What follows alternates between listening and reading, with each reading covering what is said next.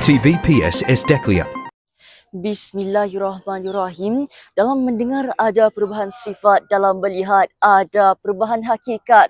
Assalamualaikum warahmatullahi wabarakatuh. Salam sejahtera, salam Malaysia Madani. Sesi persekolahan SMK Kompleks KLIA bagi tahun 2025 telah membuka tirainya secara rasmi pada 17 Februari, hari Isnin pada hari ini. Warga Dewan, mari kita sama-sama saksikan bagaimanakah suasana hari pertama persekolahan bagi sesi 2025-2026 ini. Oleh itu, mari sama-sama kita saksikan.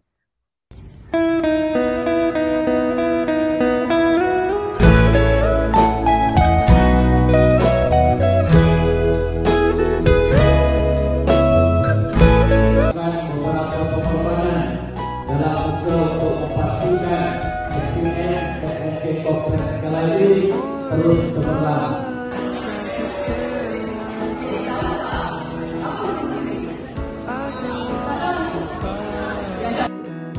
Bersama saya, Tuan Pengetua Tuan Arjimi bin Haji Samud, Pengetua Sekolah Menengah Kebangsaan Kompleks KLIA. Okay, baiklah Tuan. Sesi persekolahan bagi tahun 2025 telah membuka tirainya secara rasmi pada hari ini. Baiklah, apakah harapan Tuan bagi masa depan sekolah ni, ataupun apakah pandangan Tuan ataupun kata-kata sebagai ingin Tuan berikan kepada generasi-generasi yang baru saja berjejak dalam sekolah menengah ini? Okay, Bismillahirrahmanirrahim. Assalamualaikum warahmatullahi wabarakatuh. Terima kasih pengacara. Baik ya, kita sedia maklum bahawa hari ini merupakan hari pertama untuk sesi 2025. Alhamdulillah, bersyukur saya kepada Allah SWT kerana proses perhimpunan resmi pada pagi ini berjalan lancar, disertai dengan pegawai perhubungan polis dan juga pegawai perhubungan mesra dari PPD Seremban.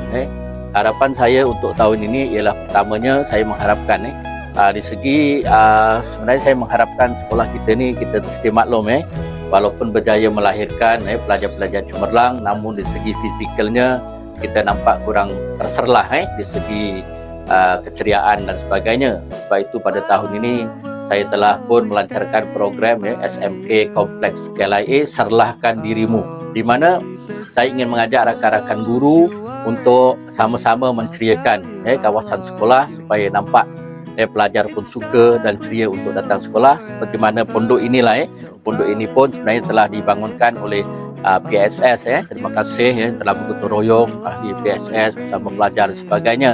Itu yang pertamanya. Yang keduanya dari segi akademik, seperti biasa, itu adalah hasrat yang utama, di mana kita, kalau boleh, saya ingin melahirkan berapa ramai pelajar cemerlang khususnya dalam peperiksaan SPM. Dan ketiganya, saya juga ingin melihat pelajar SMP Kompleks KLIA lebih berdisiplin, berakhlak mulia sesuai dengan program Sasiah. Itu antara harapan saya lah untuk tahun ini.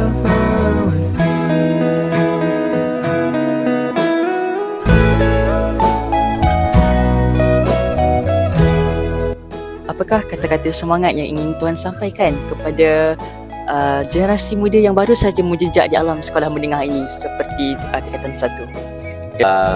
Saya mengharapkan guru-guru SMK Kompleks KLIA setakat ni, alhamdulillah pelajar patut bersyukur kerana dikurniakan guru-guru yang sangat berdedikasi dalam menjalankan tugas dan amanah. Dan saya mengharapkan daripada pelajar untuk mengambil peluang itu, untuk belajar dengan bersungguh-sungguh, menimba ilmu sebanyak yang mungkin.